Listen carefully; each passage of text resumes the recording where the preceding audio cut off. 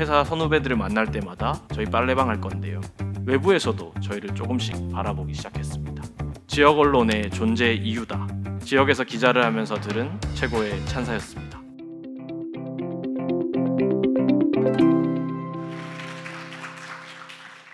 네, 안녕하세요. 저는 지역 언론사 중에는 그래도 이름이 많이 알려진 부산일보에서 일하고 있는 김준용 기자라고 합니다. 저는 이제 9년차 기자인데요. 기자라는 직업에 자부심을 가지면서 하루하루 살아가고 있습니다. 근데 이런 제가 한때는 투잡을 뛰는 기자였습니다. 아마 기자, 빨래방 이렇게 하면 아마 연결고리를 찾기가 쉽지 않으실 텐데요.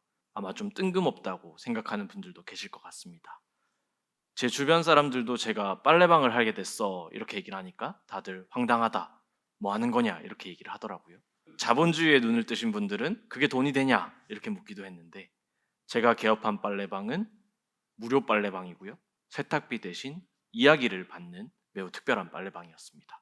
부산은 땅이 좁지만 산이 매우 많습니다. 다들 부산하면 바다의 도시다 이렇게 생각을 하는데, 사실 부산은 산의 도시입니다. 일제강점기 때는 일자리를 찾으러 오신 분들이 많았고, 한국전쟁 때는 피난 수도라서 피난민들이 몰렸습니다. 땅은 좁고 사람들이 우르르 오게 되니까 산비탈에 판자촌을 짓고 살기 시작했습니다. 그 판자촌 마을들을 중심으로 도로가 생겼고, 그 도로가 삼복도로입니다. 도로의 양옆에는 산들이 이렇게 있고요. 그리고 산 비탈도 엄청 심하게 있습니다. 일제강점기, 한국전쟁, 그리고 IMF까지 사람들이 형편이 어려워질 때마다 삼복도로를 향했고, 삼복도로는 부산의 과거, 현재, 그리고 지금은 아무도 살지 않는, 많은 사람들이 살지 않는 곳이 돼서 미래를 고민하는 곳이기도 했습니다. 그래서 저희는 궁금했습니다. 삼복도로의 이야기가 듣고 싶었습니다. 정확하게는 삼복도로의 사람 이야기가 듣고 싶었습니다. 특히 삼복도로 하면 부산 분들이 아닌 분들은 모르실 것 같은데, 감천문화마을 그리고 영도에 있는 흰여울 문화마을이 다 삼복도로입니다. 근데 저희는 이 유명한 두 마을보다는 호천마을에 눈길이 갔습니다. 삼복도로를 저는 역사의 보물창고라고 생각하는데요. 근데 삼복도로는 제 생각과는 다르게 젊은 분들한테는 SNS 야경 맛집입니다. 안타까웠습니다, 사실. 그래서 취재를 해보기로 했습니다. 기자가 취재를 하면 제일 간단한 방법이 있습니다. 저희 부산일보 기자인데요, 옛날 이야기 좀 해주세요 이렇게 하면 어르신들이 부산일보니까 얘기해준다고 하면서, 젊은 사람한테 얘기해준다고 하면서 조금씩 이야기를 꺼내기 시작하십니다. 근데 저는 그 이야기들이 깊은 이야기는 아니라고 생각했고, 진짜 주민들의 이야기는 더더욱 아니라고 생각했습니다. 그래서 저는 어떻게 하면 삼복도로 주민들하고 친해질 수 있을까, 친밀해질 수 있을까 고민을 한 끝에 자연스럽게 그들의 삶에 들어가야겠다라고 생각했습니다. 빨래방이라고 이름 지었지만 사실 목표는 사랑방이었습니다. 주민들이 편하게 와가지고 오며 가며 자신들의 이야기를 하고, 저희도 기자가 아니라 주민이 돼가지고 이야기를 나누고 싶었습니다. 빨래방 말고도 많은 후보가 있었습니다. 제일 간단하게 생각하면 카페, 그리고 어르신들이 진짜 좋아하시는 장소가 저는 목욕탕이라고 생각했거든요. 카페는 어르신들은 아메리카노를 드시지 않아 라는 생각 때문에, 목욕탕은 저희가 신문사지만 유튜브를 찍고 싶었거든요. 찍을 수가 없었습니다.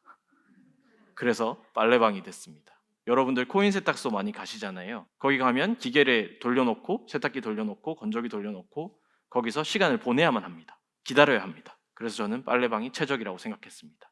가장 결정적으로는 조금 슬럼화된 이 삼복도로에는 코인 세탁소, 빨래방이 없었습니다. 아마 당연하겠죠. 돈이 안 되니까요.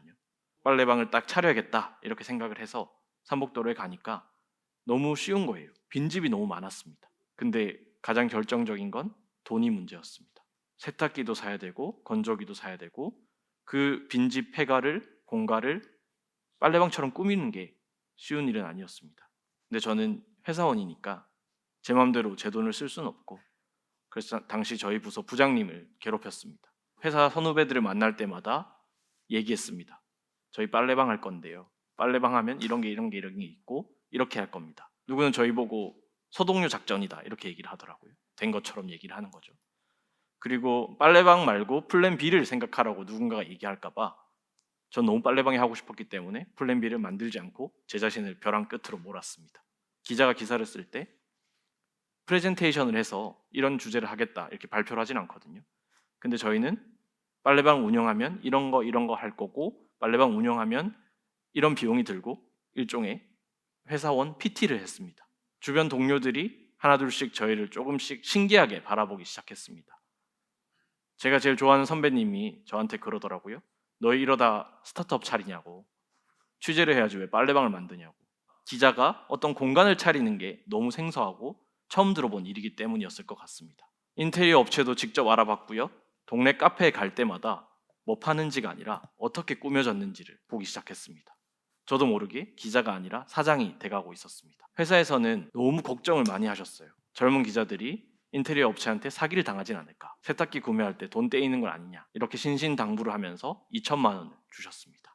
그리고 마침내 저희는 2022년 5월 9일 근사한 인테리어와 세탁기 건조기 각각 2대씩을 보유한 빨래방을 개업했습니다. 그럼 지금부터 본캐 기자가 아닌 부캐 빨래방 사장의 이야기를 들려드리려고 하는데요. 저희는 딱 한 가지를 지키려고 했던 게 기자입니다라는 말보다는 마을 사람이 돼야 된다라는 원칙이었습니다. 사실 저희가 외지인인데 빨래방을 딱 차리니까 사람들이, 어머님들이, 주민들이 몰려오기 시작했던 건 아닙니다. 처음에는 빨래방을 알리려고 마을 회관에 가서 에어로빅도 하고 사람들을 모으려고 어머님들이 자주 가시는 노인정에 가서 전도 구웠습니다.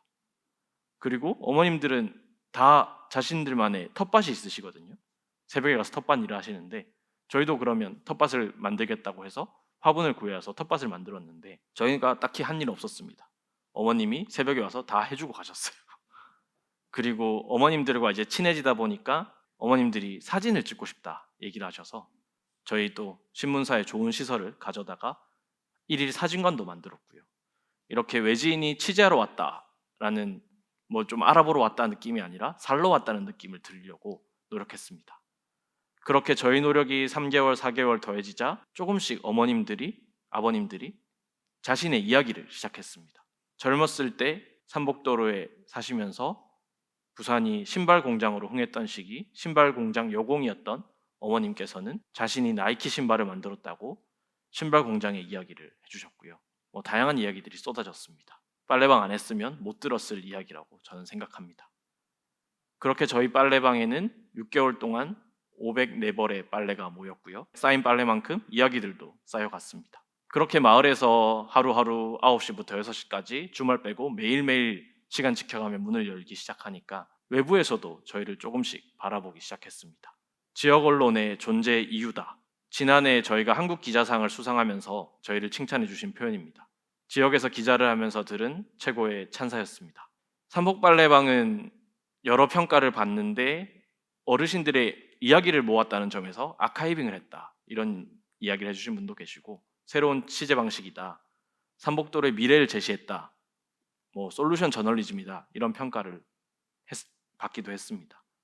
저희는 6개월의 프로젝트를 끝으로 다시 본캐로 돌아왔습니다. 제가 9년간의 기자 생활 동안 많은 취재를 했는데 취재가 끝나고 며칠을 좀 알았던 것 같아요. 헛헛하다. 뭔가 조금 마음 한구석이 좀 아린 느낌? 이별한 느낌이 들었던 것 같고요. 아마 궁금하실 것 같은데 그럼 빨래방도 문 닫았냐? 빨래방은 저희가 문을 열 때부터 마을하고 얘기를 했던 게 마을에서 저희가 떠나면 운영을 꼭 해주셔야 됩니다. 저희가 빨래방 시설에 대한 돈도 안 받고 모든 시설을 조성하겠습니다. 그래서 빨래방은 지금도 주민들의 품에서 저희가 있을 때보다 훨씬 더 잘 운영이 되고 있습니다. 삼복빨래방이 그랬듯이 여러분들도 여러분의 각자의 일에서 일상에서 조그만 발상의 전환 그리고 그 발상의 전환을 한 것에 진정성을 더한다면 제가 생각할 때는 여러분이 상상도 할 수 없는 파급 효과가 생기는 경험을 하게 될 것 같아요. 항상 빨래방 이야기를 듣는 분들의 눈빛은 제가 빨래방을 시작했을 때 눈빛보다 더 뜨거운 것 같거든요. 저보다 더 나은 대안을 여러분들도 각자의 위치에서 찾을 수 있을 거라고 저는 생각합니다. 이야기 들어주셔서 감사합니다. 먼저 삼복 빨래방을 지인이 추천해줘서 유튜브로 정말 재밌게 봤던 사람인데 너무 좋은 컨텐츠라고 생각을 했고 혹시 앞으로도 이런 빨래방과 같은 지역민들의 이야기를 발굴을 하시는 그런 컨텐츠를 계획을 하고 계신지 아니면 삼복도로 다음으로 또 다른 부산의 매력적인 지역을 관심 갖고 계신지 궁금합니다. 제가 알기로는 전 세계에서 공간을 차려서 취재를 해서 보도를 한 게 삼복빨래방이 처음이다. 누가 이렇게 얘기를 해주셨던 기억이 있어서 저희가 공간을 조성해서 사랑방을 만들어서 이야기를 풀어나갈 수 있는 방법을 고민하고 있는데 뭐 청년의 이야기를 예를 들면 뭐 목사집을 차려서 듣는다던가 아니면 뭐 청년이 이렇게 취업 준비를 할 때 저희가 뭐 정장을 빌려준다던가 그런 식으로 하면 어떨까 정도의 브레인스토밍은 하고 있는데 그게 현실화되기 위해서 많은 장벽과 또다시 또 소독류 작전을 해야 될 것 같아서 그게 이루어질 수 있으면 좋을 것 같습니다. 네.